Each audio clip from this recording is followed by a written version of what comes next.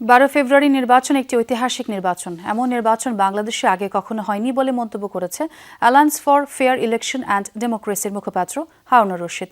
দুপুর রাজধানীর একটি হোটেলে এক সংবাদ সম্মেলনে এই মন্তব্য করেন তিনি। বলেন, অনেক বছর পর ভোটাররা শান্তিপূর্ণ পরিবেশে তাদের ভোট দিতে পেরেছে, যেখানে প্রার্থীরা যথাযথ প্রতিদ্বন্দ্বিতা করতে পেরেছে।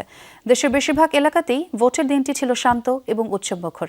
এছাড়াও তিনি নির্বাচন কমিশনকে পোস্টাল ভোট সহ কেন্দ্রভিত্তিক বিস্তারিত ফলাফল দেওয়ার আহ্বান জানান। নির্বাচন প্রক্রিয়ার সাথে জড়িত তাদের বিহেভিয়ার অনেক চেঞ্জ আমরা দেখতে পাচ্ছি।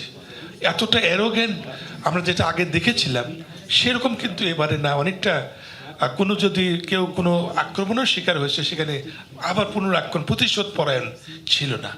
তো এটা আমার মনে হয় জাতিগতভাবে আমরা একটা পরিবর্তনও দেখে যাচ্ছি। আমাদের ইয়াং সোসাইটি পরিবর্তনের দিকে গেছে। তো সেই জন্য আমার মনে হয় যে আপা যেটা বলার চেষ্টা করছে যে আমাদের চেক লিস্টে আমাদের যেসব জায়গায় দেখেছি সেখানে একটা পরিবর্তন লক্ষ্য করা যাচ্ছে। লাইফ তো প্যারা দিবেই, নিবেন না? নিন মজাদার গোলমার্ক পপস, কুড়মুড়ে বাইটে ফুরফুরে লাইফ।